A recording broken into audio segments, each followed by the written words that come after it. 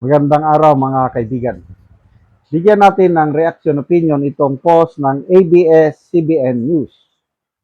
NBI Director Milvin Matibag says they received information indicating that several more individuals may soon face arrest warrants from the ICC.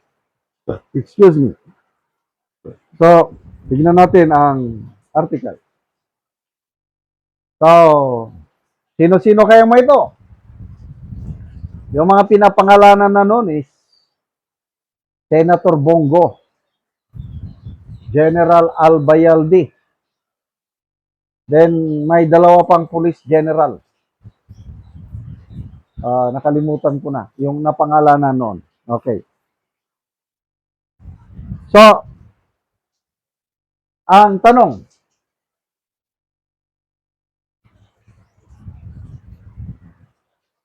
how true is this intelligence report na natanggap nila? Kung ako ang inyong pasasagutin, most likely, yes, meron yan. Kasama yan sa plano. Lalo na dito sa mga senador na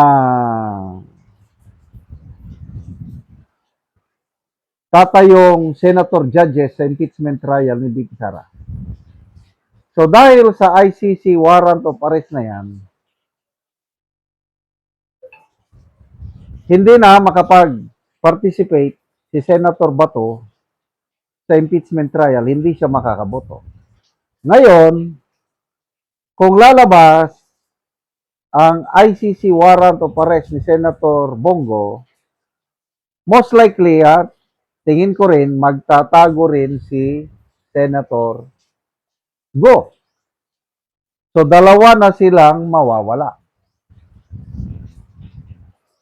Maliban sa ICC front o offensive na yan, meron pa dito sa kaso sa ombudsman, Senator ano to? Senator Jinggoy, Villanueva, and Escudero. So, umaasa sila na maalis nila ang limang senador. So, pag naalis nila, what I mean yung naalis is, hindi na makapag-participate ba sa botohan? Hindi na makakaboto. Ano ngayon? Mananalo sila? Magtatagumpay sila? I don't think so. Kasi, may napakagandang paliwanag ni Attorney Regal Oliva, ang nakalagay sa Constitution is, in an impeachment, all members, two-thirds of all members of the Senate, ang kailangan para makonvict ang isang impeachable official. Hindi yung two-thirds of all members present. Example, 18 lang ang nandyan, present. Kasi ang 6 nawala. So, hindi pwede na yung two-thirds ng 18 ang kunin mo, which is 12. Mali. Maliwanag sa konstitusyon na two-thirds of all members of the Senate, which is 16. Simple math lang yan. I don't know, itong mga diehard Duterte haters na gustong-gustong makonvict si Vicky Sara,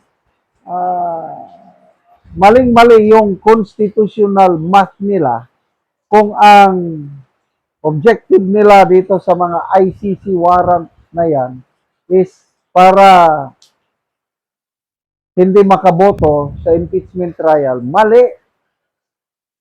Kahit hindi makaboto yung 5, Jinggoy, Villanueva, Tudero, Bato, Go, kahit hindi sila makaboto, kailangan pa rin ng 16 votes ng senator judges para makonvict si BP Sara. Oh. Saan sila kukuha ng 16 votes? 11 lang sila sa minority block. So, kailangan nila manguha ng 5 dito sa majority block ni SP Cayetano. O, sinong makukuha nilang 5? Sinasabi ni Mr. Lito Banayo, isang respected political analyst, yung Brave 13 na yan, majority 13, are so united na wala nang kakalas ni isa nang dahil sa mga napagdaanan nilang kahirapan, panggigipit, pang pressure, kaliwat kanan, ni isa wala nang aalis, wala nang kakalas, and I truly agree. Kaya kahit ubusin pa nila, kahit ang matira na lang dyan ay si SP Cayetano, kailangan pa rin ng 16 votes para makonvict si BP Sara na bagay na imposibleng magawa nila. Okay? Oh, so, wag na tayong magtaka mga kapwa ko DDS. Pag nandyan na, isusunod na ang warrant of arrest ni Senator Bongo. But, may pag-asa pa tayo, Supreme Court. Hinihintay natin yung desisyon ng Supreme Court. Ang lumabas lang na desisyon is walang TRO. But it does not mean na pwede nang i-enforce yung ICC warrant of arrest. Posible, let's pray, na ang desisyon ng Supreme Court, maglalabas sila ng desisyon na ang ICC warrant of arrest na yan ay dapat idaan muna sa lower court. Pag walang warrant of arrest ng lower court, hindi yan pwedeng arestuhin si Bato de la Rosa at iba pa. Kung ganon ang desisyon ng Supreme Court, edi panalo na tayo. Salamat mga kaibigan sa inyong pagsubaybay sa channel nito. Nakakatulong kayo ng malaki sa tribong Talandig ng Bukidnon dahil ang sweldo natin sa channel na ito is pantulong po sa tribo. Namimigay tayo ng libreng yero at pako para makapagpatayo sila ng mas maayos na tirahan. Panoorin niyo ang video nito. O karon mao na ni ang matagaan og yero na mag-atop na siya karon. Atop na gid ko karon. Sige.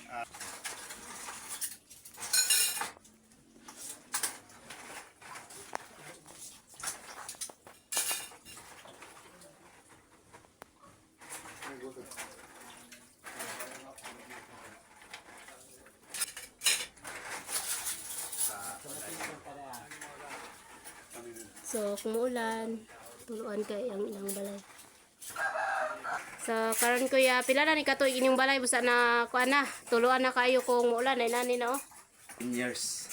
So, 10 years na ang inyong balay busa tuluan na kayo kung muulan. Tungod sa kaisod ay pwede mo pulihan ang misin.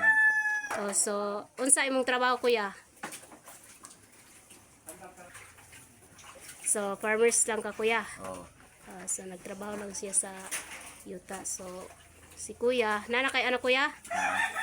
So, na siya anak isa. So, ay pagin mapulihan daw ang ilang yero nga guba na. Salamat kay sa Ginoo nga makatap na gid ko. Sponsor. Sige kuya.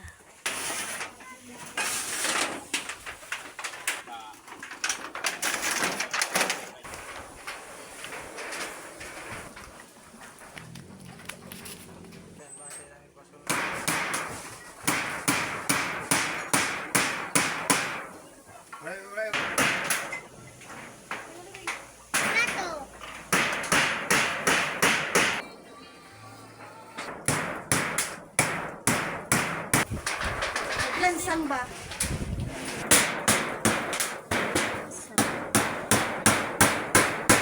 So managid og atop si Uncle. So dili na gid siya tuluan. So nagtinabanga sila sa iyang anak. Ay inuan sa salamat sa Ginoo sa nag-sponsor. Inaw nadagang pa yung matawan.